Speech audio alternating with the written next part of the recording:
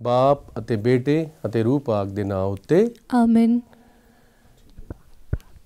प्यारे भराओ ते भैनों, अज रोज़िਆਂ ਦਾ पहला ਐਤਵਾਰ है ਤੇ ਅੱਜ ਪਾਕਮਾ ਕਲੀਸਿਆ ਸਾਨੂੰ ਪਵਿੱਤਰ ਬਾਈਬਲ ਦੇ ਵਿੱਚੋਂ 3 ਪਾਠ ਦਿੰਦੀ ਹੈ ਕਿ ਅਸੀਂ ਇਹਨਾਂ ਪਾਠਾਂ ਦੇ ਉੱਤੇ ਮਨਨ ਕਰਕੇ ਪ੍ਰਭੂ ਯਿਸੂ ਮਸੀਹ ਦੇ ਦੁੱਖਾਂ ਦੇ ਵਿੱਚ ਸ਼ਰੀਕ ਹੋਈਏ ਅਤੇ ਖੁਦਾ ਦੀਆਂ ਅਪਾਰ ਬਰਕਤਾਂ ਨੂੰ ਹਾਸਲ ਕਰੀਏ। ਅੱਜ ਦਾ ਪਹਿਲਾ ਪਾਠ ਵਿਵਸਥਾ ਸਾਰ ਦੀ ਪੁਸਤਕ ਉਸ ਦਾ 26 ਅਧਿਆਏ 4 ਤੋਂ 10 ਐਤ ਵਿੱਚੋਂ ਪੜ੍ਹਿਆ ਜਾਵੇਗਾ। ਦੂਜਾ ਪਾਠ ਸੰਤ ਪੌਲਸ ਦਾ ਰੋਮ ਦੀ ਵਿਸ਼ਵਾਸ ਸੰਗਤ ਨੂੰ ਖੱਤ ਉਸ ਦਾ 10ਵਾਂ ਅਧਿਆਏ 8 ਤੋਂ 13 ਐਤ ਤੱਕ ਅਤੇ ਅੱਜ ਦੀ ਅੰਜੀਲ ਲੂਕਾ ਦੀ ਚੌਥਾ ਅਧਿਆਏ 1 ਤੋਂ ਲੈ ਕੇ 13 ਐਤ। ਆਓ ਅਸੀਂ ਇਹਨਾਂ ਪਾਠਾਂ ਨੂੰ ਧਿਆਨ ਦੇ ਨਾਲ ਸੁਣੀਏ ਅਤੇ ਸੁਣਨ ਦੇ ਬਾਅਦ ਅਸੀਂ ਇਹਨਾਂ ਪਾਠਾਂ ਦੇ ਉੱਤੇ ਮਨਨ ਕਰਾਂਗੇ। ਪਾਠ ਪਹਿਲਾ ਵਿਵਸਥਾ ਸਾਰ ਦਾ ਗ੍ਰੰਥ ਉਸ ਦਾ 26 ਅਧਿਆਏ 4 ਤੋਂ 10 ਆਇਤ ਤੱਕ। ਤਦ ਪੁਰੋਹਿਤ ਤੁਹਾਡੇ ਹੱਥਾਂ ਵਿੱਚੋਂ ਉਹ ਟੋਕਰੀ ਲੈ ਕੇ ਪ੍ਰਭੂ ਤੁਹਾਡੇ ਪਰਮੇਸ਼ਰ ਦੀ ਵੇਦੀ ਅੱਗੇ ਰੱਖ ਦੇਵੇ।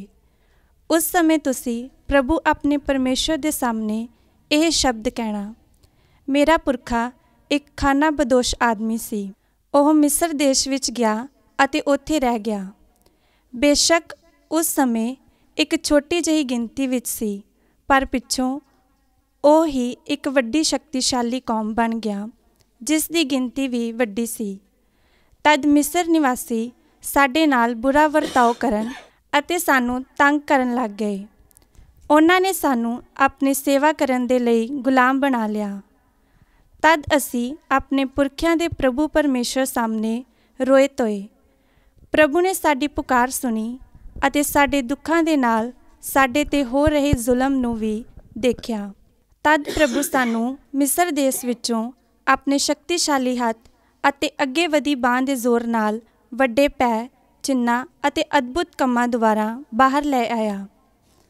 ਉਹ ਸਾਨੂੰ ਇੱਥੇ ਲੈ ਆਇਆ ਅਤੇ ਸਾਨੂੰ ਇਸ ਸੁੰਦਰ ਉਪਜਾਊ ਧਰਤੀ ਦੇ ਦਿੱਤੀ। ਇਸ ਲਈ ਪ੍ਰਭੂ, ਹੁਣ ਮੈਂ ਉਸ ਧਰਤੀ ਦਾ ਜੋ ਮੈਨੂੰ ਦਿੱਤੀ ਹੈ ਪਹਿਲਾ ਫਲ ਲੈ ਕੇ ਆਇਆ ਹਾਂ। ਇਸ ਦੇ ਪਿੱਛੋਂ ਤੁਸੀਂ ਉਹ ਫਲ ਦੇ ਫਲਾਂ ਵਾਲੀ ਟੋਕਰੀ ਉੱਥੇ ਪ੍ਰਭੂ ਆਪਣੇ ਪਰਮੇਸ਼ਰ ਦੇ ਸਾਹਮਣੇ ਰੱਖ ਦੇਣਾ। ਇਹ ਪ੍ਰਭੂ ਦੀ ਪਾਕ ਬਾਣੀ ਹੈ। ਖੁਦਾ ਦਾ ਸ਼ੁਕਰ ਹੋਵੇ। ਪਾਠ ਦੂਸਰਾ ਰੋਮੀਆਂ ਦੇ ਨਾਮ ਸੰਤ ਪੌਲਸ ਦਾ ਪੱਤਰ ਉਸ ਦਾ 10 ਬਾਬ 8 ਆਇਤ ਤੋਂ ਲੈ ਕੇ 13 ਆਇਤ ਤੱਕ। ਪਰ ਇਹ ਕੀ ਕਹਿੰਦੀ ਹੈ? ਵਚਨ ਤੁਹਾਡੇ ਕੋਲ ਹੈ, ਤੁਹਾਡੇ ਬੁੱਲ੍ਹਾਂ ਉੱਤੇ ਅਤੇ ਤੁਹਾਡੇ ਦਿਲ ਵਿੱਚ, ਯਾਨੀ ਈਮਾਨ ਦਾ ਵਚਨ ਜਿਸ ਦਾ ਅਸੀਂ ਪ੍ਰਚਾਰ ਕਰਦੇ ਹਾਂ। ਕਿਉਂਕਿ ਜੇਕਰ ਤੁਸੀਂ ਆਪਣੇ ਬੁੱਲ੍ਹਾਂ ਨਾਲ ਇਹ ਇਕਬਾਲ ਕਰਦੇ ਹੋ ਕਿ ਯਿਸੂ ਪ੍ਰਭੂ ਹੈ ਅਤੇ ਆਪਣੇ ਦਿਲ ਵਿੱਚ ਈਮਾਨ ਰੱਖਦੇ ਹੋ ਕਿ ਖੁਦਾ ਨੇ ਉਸ ਨੂੰ ਮੁਰਦਿਆਂ ਵਿੱਚੋਂ ਜ਼ਿੰਦਾ ਕੀਤਾ ਹੈ, ਤਾਂ ਤੁਸੀਂ ਮੁਕਤੀ ਪਾਓਗੇ। ਕਿਉਂਕਿ ਮਨੁੱਖ ਆਪਣੇ ਦਿਲ ਨਾਲ ਈਮਾਨ ਰੱਖਦਾ ਹੈ ਅਤੇ ਇਸ ਲਈ ਉਹ ਪਾਪ ਮੁਕਤ ਕੀਤਾ ਜਾਂਦਾ ਹੈ, ਅਤੇ ਉਹ ਬੁੱਲ੍ਹਾਂ ਨਾਲ ਇਕਬਾਲ ਕਰਦਾ ਹੈ ਅਤੇ ਇਸ ਲਈ ਉਹ ਮੁਕਤੀ ਪਾਉਂਦਾ ਹੈ। ਧਰਮ ਗ੍ਰੰਥ ਕਹਿੰਦਾ ਹੈ, ਉਸ ਉੱਤੇ ਈਮਾਨ ਰੱਖਣ ਵਾਲਾ ਕੋਈ ਵੀ ਸ਼ਰਮਿੰਦਾ ਨਹੀਂ ਹੋਵੇਗਾ, ਕਿਉਂਕਿ ਯਹੂਦੀ ਅਤੇ ਯੂਨਾਨੀ ਵਿੱਚ ਕੋਈ ਫਰਕ ਨਹੀਂ ਹੈ। ਇੱਕ ਹੀ ਪ੍ਰਭੂ ਸਾਰਿਆਂ ਦਾ ਪ੍ਰਭੂ ਹੈ ਅਤੇ ਉਹ ਉਹਨਾਂ ਸਾਰਿਆਂ ਨੂੰ ਆਪਣੀਆਂ ਅਸੀਸਾਂ ਬਖਸ਼ਦਾ ਹੈ ਜੋ ਉਸ ਨੂੰ ਪੁਕਾਰਦੇ ਹਨ, ਕਿਉਂਕਿ ਹਰ ਕੋਈ ਜੋ ਪ੍ਰਭੂ ਦਾ ਨਾਂ ਪੁਕਾਰਦਾ ਹੈ ਉਹ ਬਚਾਇਆ ਜਾਵੇਗਾ। ਇਹ ਪ੍ਰਭੂ ਦੀ ਬਾਣੀ ਹੈ। ਖੁਦਾ ਦਾ ਸ਼ੁਕਰ ਹੋਵੇ। ਪ੍ਰਭੂ ਤੁਹਾਡੇ ਨਾਲ ਹੋਵੇ ਅਤੇ ਤੁਹਾਡੀ ਰੂਹ ਨਾਲ ਵੀ ਹੋਵੇ। ਪਾਠ ਪਵਿੱਤਰ ਅੰਜੀਲ ਲੂਕਾ ਦੇ ਅਨੁਸਾਰ। ਤੇਰੀ ਵਡਿਆਈ ਹੋਵੇ ਐ ਪ੍ਰਭੂ। ਯਿਸੂ ਰੂਹ ਪਾਕ ਨਾਲ ਭਰਪੂਰ ਯਰਦਨ ਤੋਂ ਵਾਪਸ ਆਇਆ ਅਤੇ ਰੂਹ ਦੀ ਅਗਵਾਈ ਹੇਠ ਉਹ 40 ਦਿਨਾਂ ਦੇ ਲਈ ਉਜਾੜ ਵਿੱਚ ਚਲਾ ਗਿਆ, ਜਿੱਥੇ ਸ਼ੈਤਾਨ ਨੇ ਉਸ ਨੂੰ ਪਰਤਾਇਆ। ਉਹਨਾਂ ਦਿਨਾਂ ਵਿੱਚ ਉਸ ਨੇ ਕੁਝ ਨਾ ਖਾਧਾ ਅਤੇ ਦਿਨ ਪੂਰੇ ਹੋਣ 'ਤੇ ਉਸ ਨੂੰ ਭੁੱਖ ਲੱਗੀ। ਸ਼ੈਤਾਨ ਨੇ ਉਸ ਨੂੰ ਕਿਹਾ, ਜੇਕਰ ਤੂੰ ਮਨੁੱਖ ਦਾ ਪੁੱਤਰ ਹੈ ਤਾਂ ਇਸ ਪੱਥਰ ਨੂੰ ਆਗਿਆ ਦੇ ਕਿ ਰੋਟੀ ਬਣ ਜਾਏ। ਯਿਸੂ ਨੇ ਉਸ ਨੂੰ ਉੱਤਰ ਦਿੱਤਾ, ਲਿਖਿਆ ਹੋਇਆ ਹੈ, ਮਨੁੱਖ ਰੋਟੀ ਨਾਲ ਹੀ ਨਹੀਂ ਜਿਉਂਦਾ। ਫਿਰ ਸ਼ੈਤਾਨ ਉਸ ਨੂੰ ਉਤਾਂਹ ਲੈ ਗਿਆ ਅਤੇ ਪਲ ਭਰ ਵਿੱਚ ਸੰਸਾਰ ਦੀਆਂ ਸਾਰੀਆਂ ਬਾਦਸ਼ਾਹੀਆਂ ਉਸ ਨੂੰ ਵਿਖਾਈਆਂ ਅਤੇ ਉਸ ਨੂੰ ਕਿਹਾ, ਮੈਂ ਤੈਨੂੰ ਇਹ ਸਭ ਉੱਤੇ ਇਖਤਿਆਰ ਅਤੇ ਇਹਨਾਂ ਦੀ ਸ਼ਾਨ ਦੇਵਾਂਗਾ, ਕਿਉਂਕਿ ਇਹ ਸਭ ਮੈਨੂੰ ਦਿੱਤਾ ਗਿਆ ਹੈ ਅਤੇ ਜਿਸ ਨੂੰ ਚਾਹਾਂ ਉਸ ਨੂੰ ਮੈਂ ਦਿੰਦਾ ਹਾਂ।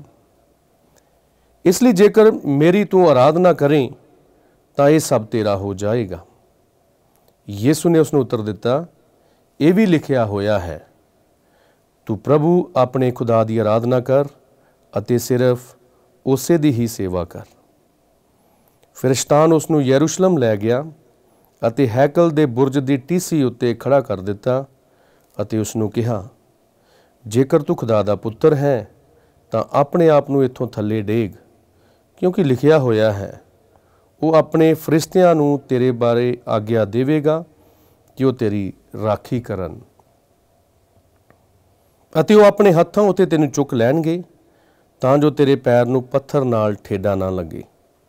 ਯਿਸੂ ਨੇ ਉਸ ਨੂੰ ਉੱਤਰ ਦਿੱਤਾ ਅਤੇ ਕਿਹਾ, ਤੂੰ ਪ੍ਰਭੂ ਆਪਣੇ ਖੁਦਾ ਦੀ ਪ੍ਰੀਖਿਆ ਨਾ ਲੈਣਾ। ਜਦੋਂ ਸ਼ੈਤਾਨ ਨੇ ਸਾਰੀ ਪ੍ਰੀਖਿਆ ਖਤਮ ਕਰ ਲਈ ਤਾਂ ਹੋਰ ਢੁਕਵੇਂ ਮੌਕੇ ਦੀ ਭਾਲ ਵਿੱਚ ਉਹ ਉਸ ਤੋਂ ਦੂਰ ਹੋ ਗਿਆ।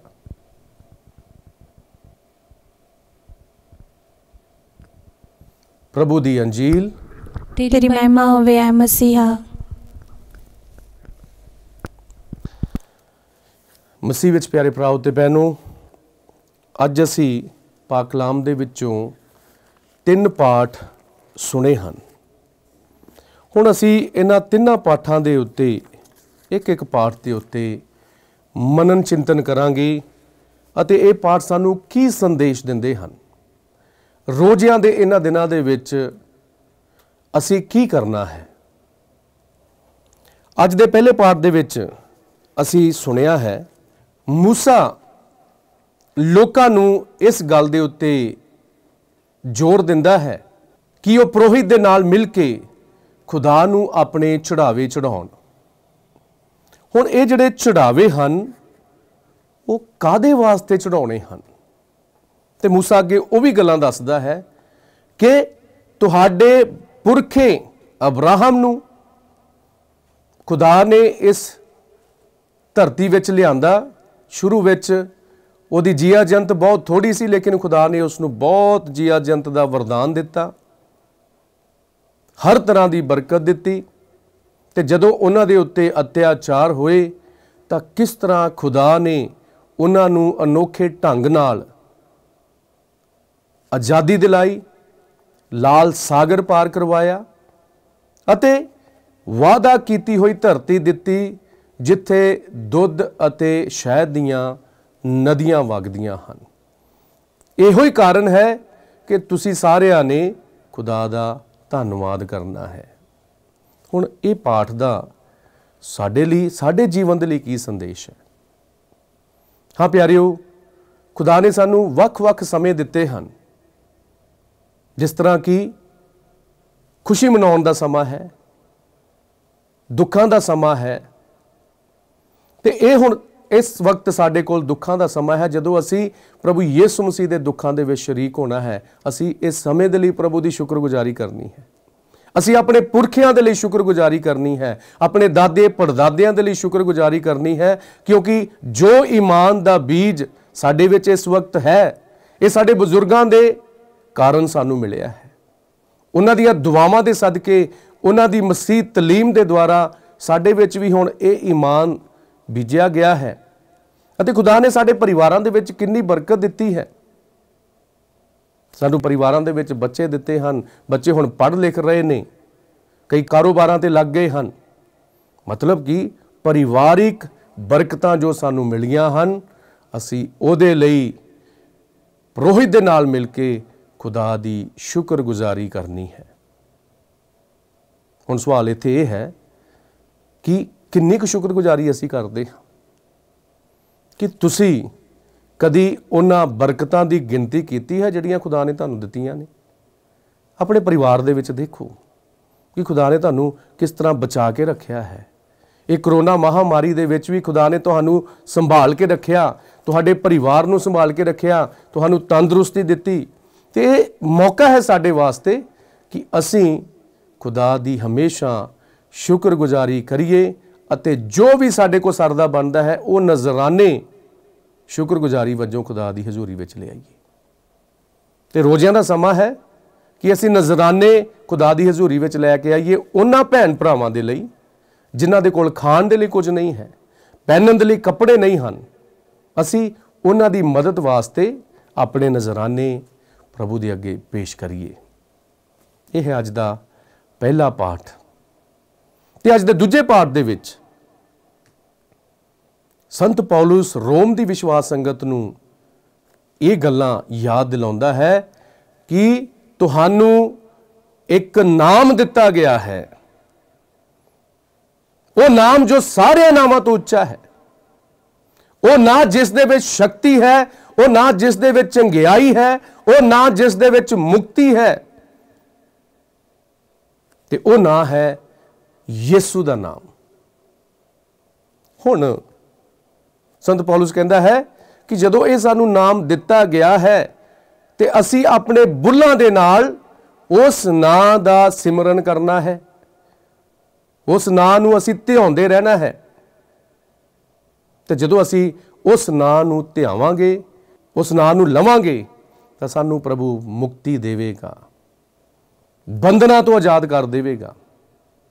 ਹਾਂ ਪਿਆਰਿਓ, ਪ੍ਰਭੂ ਯਿਸੂ ਮਸੀਹ ਨੇ ਆਪ ਵੀ ਇਹ ਗੱਲ ਨੂੰ ਵਾਰ-ਵਾਰ ਦੁਹਰਾਇਆ ਕਿ ਮੇਰਾ ਨਾਂ ਲੈ ਕੇ ਬਾਪ ਦੇ ਕੋਲੋਂ ਕੁਝ ਵੀ ਤੁਸੀਂ ਮੰਗੋਗੇ, ਮੇਰਾ ਬਾਪ ਤੁਹਾਨੂੰ ਦੇ ਦੇਵੇਗਾ।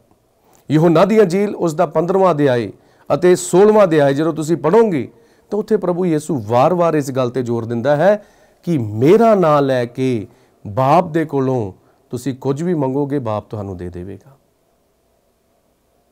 ਤੇ ਪਿਆਰਿਓ, ਇਸ ਦੇ ਸਾਡੇ ਕੋਲ ਸਬੂਤ ਵੀ ਹਨ। ਚੇਲਿਆਂ ਦਾ ਕਰਤੱਵ ਉਸ ਦਾ 3ਰਾ ਅਧਿਆਇ, ਉਹਦੇ ਵਿੱਚ ਅਸੀਂ ਪੜ੍ਹਦੇ ਹਾਂ ਕਿ ਜਦੋਂ ਯਹੋਨਾ ਤੇ ਪਤਰਸ ਮੰਦਰ ਦੇ ਵਿੱਚ ਪ੍ਰਾਰਥਨਾ ਕਰਨ ਦੇ ਲਈ ਜਾ ਰਹੇ ਸੀ ਤਾਂ ਉਹਨਾਂ ਨੂੰ ਰਾਹ ਦੇ ਵਿੱਚ ਇੱਕ ਲੰਗਾ ਭਿਖਾਰੀ ਮਿਲਿਆ ਜਿਸ ਨੇ ਉਹਨਾਂ ਦੇ ਕੋਲੋਂ ਭੀਖ ਮੰਗੀ। ਤੇ ਸੰਤ ਪਤਰਸ ਨੇ ਬੜੇ ਪਿਆਰ ਨਾਲ ਉਸ ਭਿਖਾਰੀ ਵੱਲ, ਉਸ ਲੰਗੜੇ ਆਦਮੀ ਵੱਲ ਵੇਖਿਆ ਤੇ ਉਸ ਨੂੰ ਆਖਿਆ, ਨਾ ਤਾਂ ਮੇਰੇ ਕੋਲ ਸੋਨਾ ਹੈ ਤੇ ਨਾ ਹੀ ਮੇਰੇ ਕੋਲ ਚਾਂਦੀ ਹੈ, ਲੇਕਿਨ ਯਿਸੂ ਮਸੀਹ ਦਾ ਨਾਮ ਮੇਰੇ ਕੋਲ ਹੈ। ਮੈਂ ਉਸ ਨਾਂ ਦੇ ਉੱਤੇ ਤੈਨੂੰ ਕਹਿੰਦਾ ਹਾਂ, ਉੱਠ ਅਤੇ ਚੱਲ ਫਿਰ। ਤੇ ਵਚਨ ਵਿੱਚ ਲਿਖਿਆ ਕਿ ਉਹ ਲੰਗਾ ਛਾਲ ਮਾਰ ਕੇ ਉੱਠਿਆ, ਉਹਦੀਆਂ ਜੋੜਾਂ ਦੇ ਵਿੱਚ ਜਾਨ ਆ ਗਈ ਅਤੇ ਉਹ ਦੌੜਨ ਲੱਗ ਪਿਆ।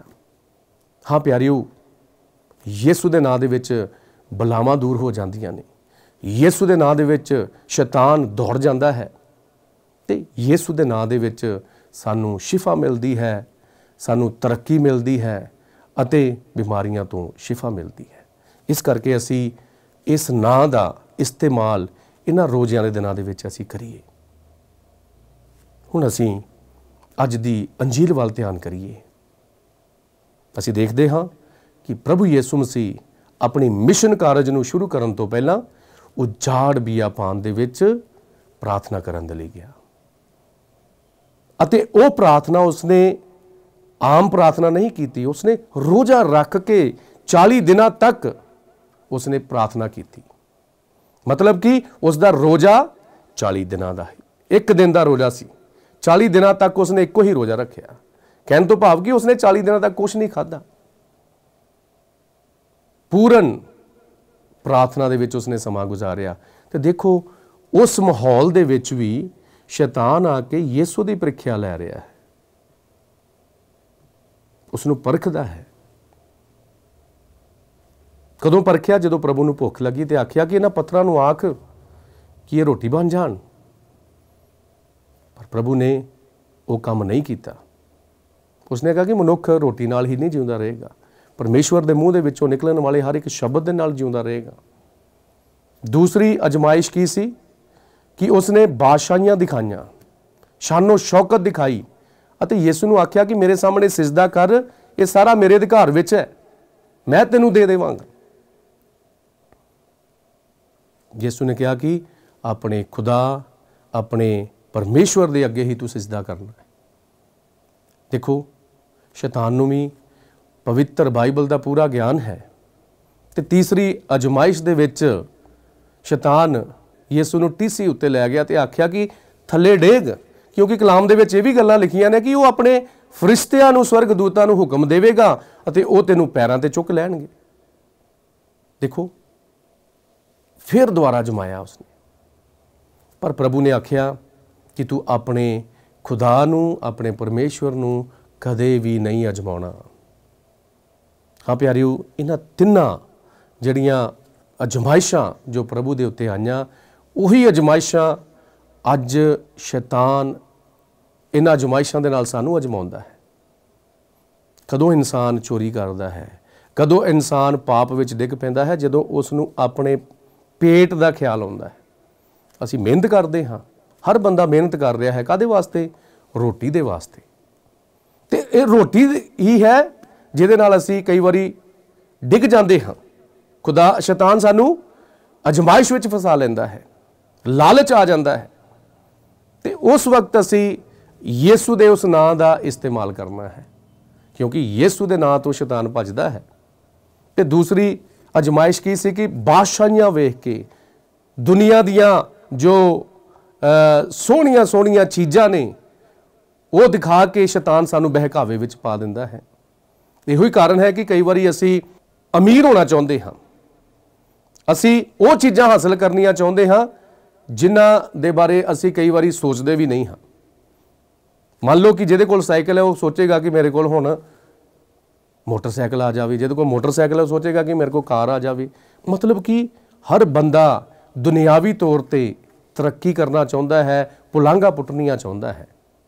ते उहे मौके हुंदे हन जदों शैतान कई बारी कुराहे भी पा दिंदा है, गलत रस्ता भी दिखा दिंदा है। उस वक्त असी चौकस रहना है, तो असी यीशु दे नां दा इस्तेमाल करना है अते यीशु दे अगे बेनती करनी है कि प्रभु जी मेरी अगवाई करो, मैनू सही रस्ता दिखाओ, मेरे लिए की चंगा है की माड़ा है मैनू समझाओ। प्रभु समझावेगा। ते तीसरी अजमाइश सी कि खुदा नूं कदे भी अजमाउणा नहीं है, ਪ੍ਰੀਖਿਆ नहीं लैनी है। असी कई बारी कई लोग इस तरह के ही सवाल खुदा दे अगे रख दिंदे हन, प्रभु जेकर तू मैनू चंगा करेगा तो फिर मैं आ करांगा, मैं आ करांगा, जेकर मेरा मुंडा बाहर चला गया तो फिर मैं लंगर लावांगा। देखो इत्थे असी खुदा दे अगे असी अजमाइश खुदा नूं अजमाउने, असी शर्तां रखदे असी खुदा दे अगे, साडा भरोसा नहीं है। जेकर सानू बरकत मिलेगी तो फिर मैं आ काम करांगा, जेकर मेरे बच्चे तरक्की करनगे तो फिर मैं आ काम करांगा। असी कदे भी खुदा दे अगे इस तरह दियां जो दुनियावी लोड़ां दे लई प्रार्थना असी करनी है, लेकिन असी इहो जी अजमाउण वाले काम नहीं करने, क्योंकि उसनू पता है कि साडे लई की चंगा है तो समय अनुसार सानू बरकत देवेगा। हाँ प्यारिओ, अज रोज़िਆਂ दे पहले हफ्ते दे विच ही पहले ऐतवार ही असी अज फैसला करिए कि असी खुदा दे अगे शुक्रगुजारी करते रहांगे, कुर्बानियां चढ़ावांगे। जो भी खुदा ने सानू बरकत दिती है, जो भी सानू फल दिता है, वो असी दूजियां दे नाल साझा करांगे, दूजियां दे नाल वंड के खावांगे। तो दूसरे पाठ में जिस तरह संत पौलुस कहता है कि यीशु दे नाम दा इस्तेमाल करो, असी रोज़िਆਂ दे दिनां दे विच अपनी रूहानी बेहतरी दे लई यीशु दा नाम ते होंदे रहांगे, यीशु दा नाम जपते रहांगे अते अजमाइशां दे विच यीशु मसीह वांग शैतान दा डट के मुकाबला करांगे अते यीशु दे नाम दे विच शैतान दे उत्ते असी फतेह पावांगे। खुदा सानू सारिआं नूं बरकत देवे।